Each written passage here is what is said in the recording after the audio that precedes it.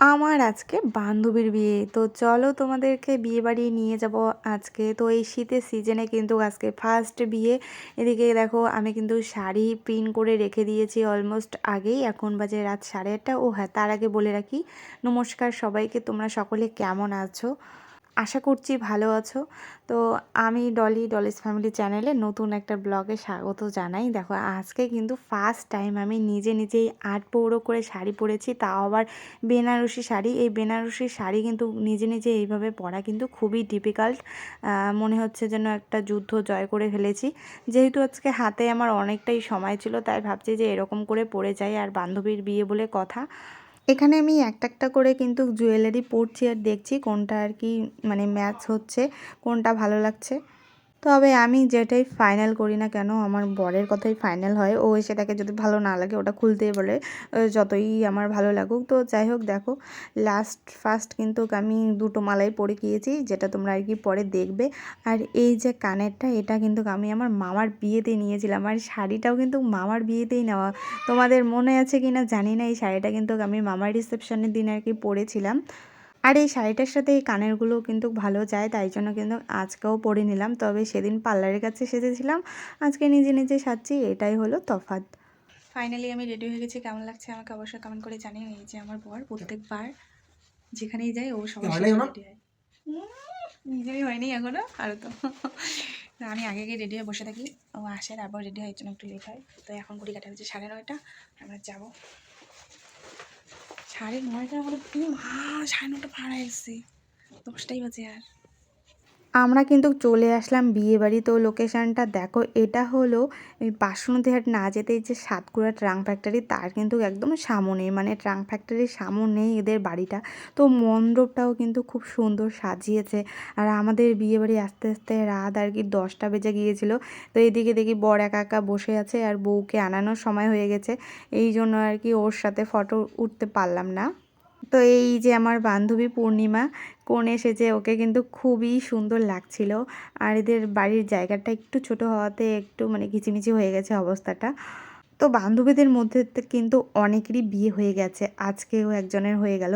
তবে এখানে একটা ইন্টারেস্টিং ব্যাপার হলো যে এরা কিন্তু একে অপরের ক্লাসমেট, মানে আমার ক্লাসেই পড়ে, কনে বর দুজনই। আর এদের অনেক দিন থেকেই কিন্তু রিলেশনে আছে, মানে প্রায় ধরো 7 থেকে 8 বছর।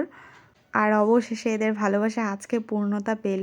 দেখো আমাদের মধ্যে কিন্তু এই যে ঘিয়ের প্রদীপ দিয়ে এভাবে কিন্তু বরণ করে আর কি, মানে শুভ দৃষ্টির পর এই পর্বটা হয়। তো যাই হোক, দেখো এখন দুইজন দুই দিকে বসে আছে। এখন এরা এদিকে বিয়েটা করুক, আমরা যাই এদের বিয়ে খেতে, বিয়ের ভুরি ভোজ আর কি। তো যাই হোক, আমরা চলে আসলাম খাওয়ার প্যান্ডেলের এদিকে।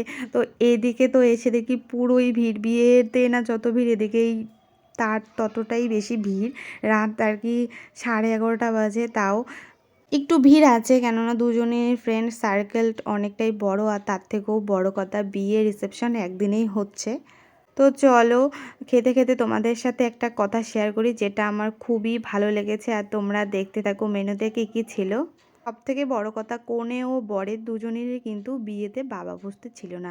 কারোর বাবা আমাদের মধ্যে, মানে আমাদের মাঝে আর নেই, তিনি পরলোক গমন করেছে। আর কারো বাবা থেকেও নেই। তো মেয়েকে কিন্তু সম্বোধন করেছে ওর মা। এই ব্যাপারটা আমার কাছে খুবই মানে খুবই ভালো লেগেছে। কোনো একটা কারণবশত তার মেয়ের থেকে তার বাবা আর কি মুখ ফিরিয়ে নিয়েছে, তাদের পারিবারিক একটা অশান্তির কারণে। তো বিয়েতে থাকেনি, তো তার মা সম্বোধন করেছে। এতে হয়তো অনেকের কেমন লাগবে বা অনেকের অনেক মতামত, তবে এই ব্যাপারটা আমার খুবই ভালো লেগেছে যে একজন মা কষ্ট করে জন্ম দিয়েছে, বড় করেছে, তাদের তো সম্বোধন করার যথেষ্ট অধিকার আছে। আর দুজনকে তো দেখলে কনে বর দুজনেই কেমন বাচ্চা বাচ্চা, খুব একটা যে বয়স হয়েছে তা কিন্তু না। দেখবে ভালোবেসে বিয়ে করলে দুটো পরিবারকে মানিয়ে নিয়ে এই যে এরকম আয়োজন করে বিয়ে করা চারটিখানি কিন্তু কথা না। তো খুব সুন্দর আয়োজন করেছে। ওর কিন্তু দুটো দিদি আছে, জামাইবাবু আছে, যথেষ্ট পরিমাণে তারা হেল্প করেছে। তো দেখো আমাদের খাওয়া দাওয়া কমপ্লিট। ও হ্যাঁ, যেটা না বললেই নয়, ক্যাটারিংগুলো কিন্তু খুবই ভালো ছিল।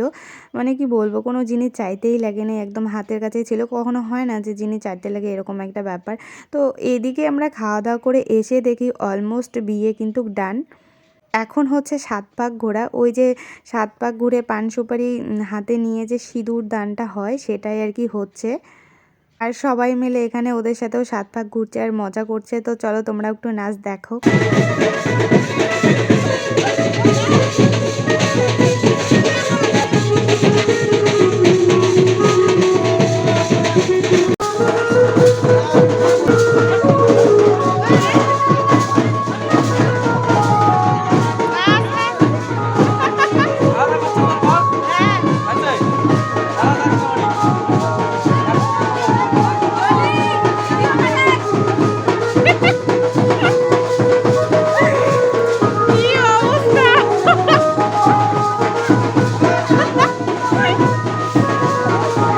বিয়ের পর্ব মিটে গেল।